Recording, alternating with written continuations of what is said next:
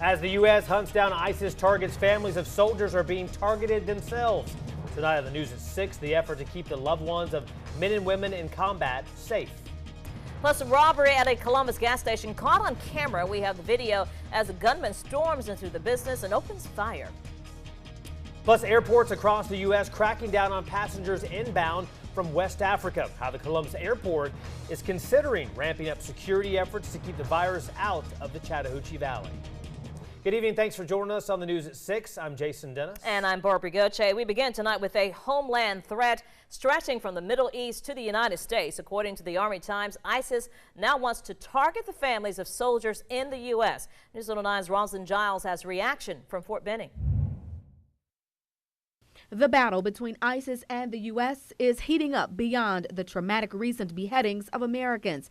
Now, the new threat points toward the family members of U.S. soldiers. The Army Times citing the Army Threat Integration Center as its source, saying the Islamic State is calling on its followers in the United States to use social media sites to find the addresses of service members, to show up at their home and slaughter them. We reached out to Fort Benning for comment. Elsie Jackson in Media Relations on Post responded by saying, quote, "We want to caution families to be very careful about not posting too much information on social media sites. Since the war on terrorism started, we've said don't tie yellow ribbons on trees saying, 'My soldier is in Iraq.' If you see anything unusual in your neighborhood, call the authorities."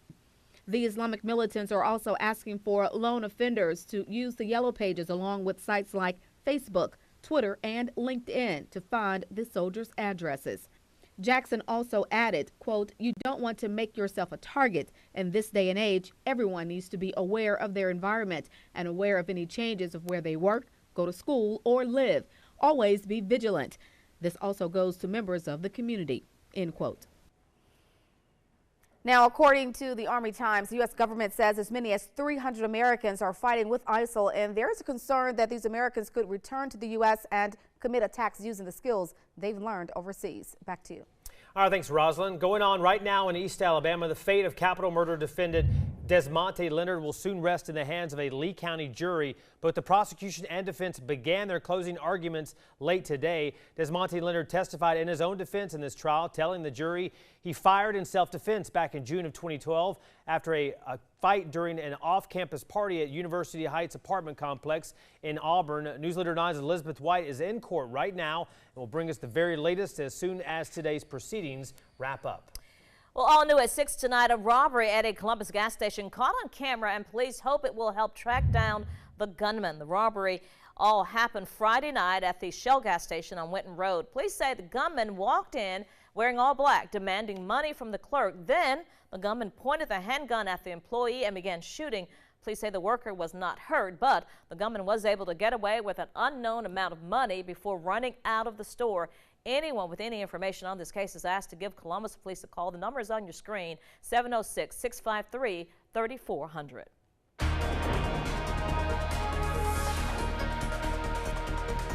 Well, this morning, a bit of a cool start out there. Temperatures back in the 40s and 50s. 44 at Fort Benning, one of the cooler spots. 48 in Columbus and 52 in the city of Auburn. So a nice chilly start for some, but I don't think we're going to see temperatures that cool anytime this week. Some warmer weather on the way for us. Now to our north and west, watching some stormy weather north of Birmingham, between Birmingham and Huntsville. Some showers and storms here. Some of these on the strong to severe side with hail and high winds. Those, though, are not moving in our direction. They're heading up to the north and to the east. We are just seeing a few high thin clouds move in, and that's not having a big impact on the weather. It's still 80 in Auburn, 78 in Columbus, 80 up in LaGrange, and 78 degrees at Fort Benning. So a nice pleasant evening out there. Here's a check of the next few hours. Don't forget you can get this hour by hour breakdown of the forecast, our interactive radar, and a check of the 7-day anytime over on the WTVM weather app. Just search for WTVM weather in your phone's app store. Coming up here in just a bit, we'll talk more about this week's weather and, of course, taking a sneak peek to the weekend as well. And that's all coming up here in just a bit, guys. All right, thank you, Derek. Well, the Centers for Disease Control considers adding Ebola screening checkpoints at airports. Newsletter 9's Tyra McCoy joins us in our newsroom now with which airports could get these screenings and if that list includes the Columbus Airport. Tyrone? Yeah, Jason, direct flights into the infection zone of West Africa come from one of 7 airports, including Washington, D.C., Miami, and Atlanta. Now, all of these areas where international travel are common and where the CDC is believed to set up checkpoints at. And although Columbus Airport connects regional flights to Hartsville, Jackson, and Atlanta, officials say they don't believe the screenings will make their way to Columbus.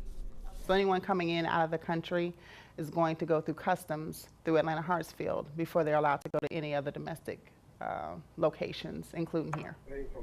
Now, the screenings would check passenger body temperatures and ask about travel history. Now, there's not been an official word yet on as to when, if the CDC will actually have those screenings that will happen now. Some important things to remember about Ebola. The virus is only contagious if a person is exhibiting symptoms like a fever or severe headache or anything like that, and you have to have contact with the person's bodily fluids, even if that person is infected, in order to get infected yourself. So please be aware of those things. For now, here in the newsroom, Tyrone McCoy, WTVM News Leader 9. Back to you, Jason. All right, thank you, Tyrone.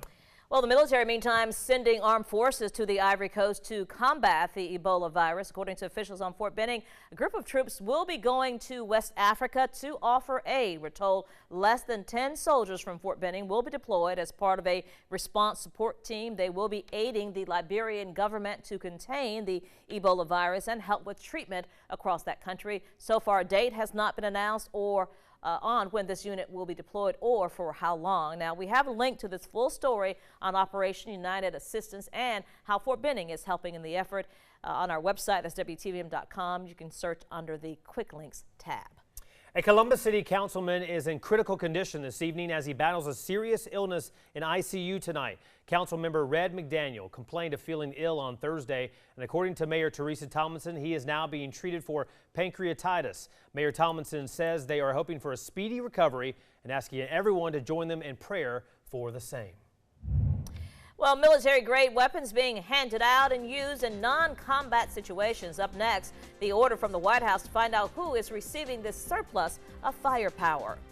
And we have a winner. We will reveal this quarter's Give 9 recipient and how they plan to spend the wealth by giving back to our community.